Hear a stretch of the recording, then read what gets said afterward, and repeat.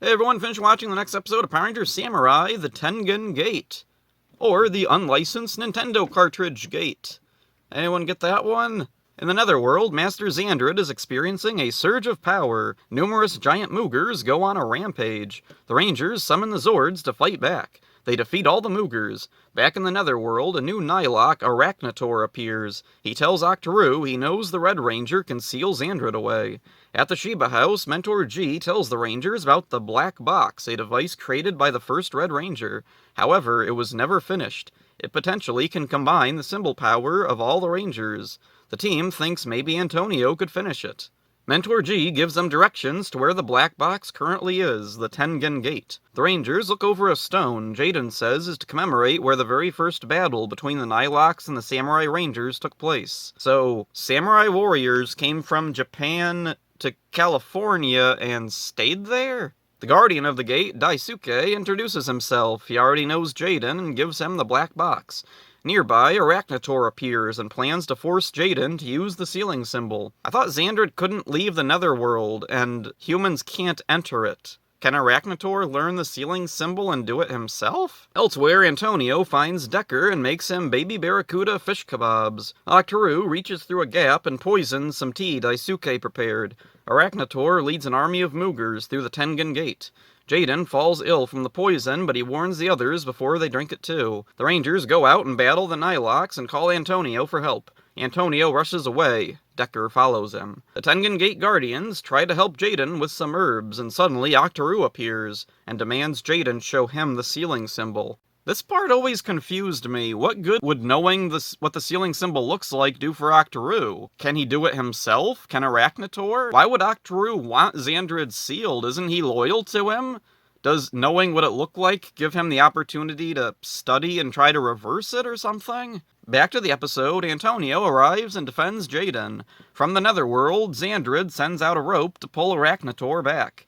Decker reveals his Nylok form to Antonio and carries Jaden away. Octoroon leaves. In the Netherworld, Xandrid tortures Arachnator with Disney's stock music.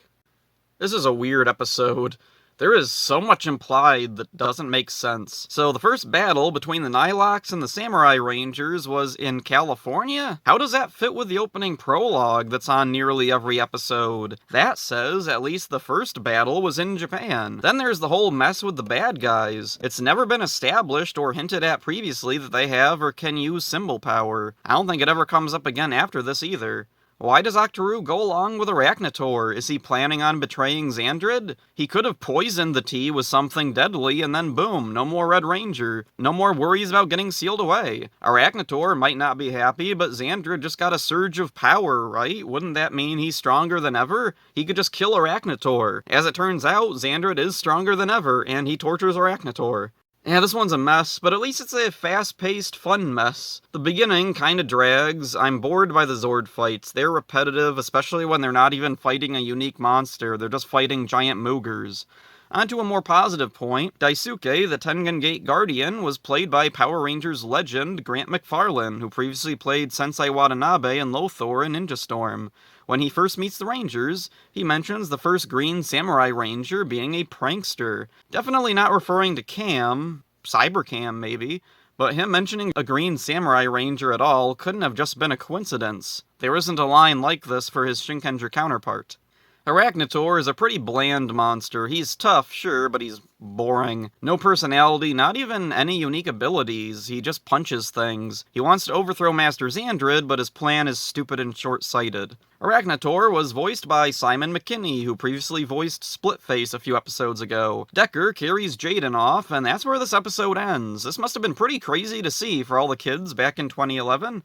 I don't remember much about the Shinkenger counterpart, so I'm very curious to check it out. Okay, in both versions, the main bad guy is experiencing a surge of power. It'll take time to get under control, so the monster of the day is just stupidly short-sighted in both versions. The shrine inside the Tengen Gate isn't commemorating the site of the first battle, it's the grave of the first Red Ranger. This would have fit for Power Rangers plot much better, but I guess we aren't allowed to reference death or something. Weird, cause Jaden's dad is dead, it's pretty clear. Maybe this should have been altered to be Jaden's father's grave, it would still fit what's going on. That would actually have given this episode the emotional weight that Shinkenger lacked a bit. Why does Takeru care at all about an ancestor he's definitely never known?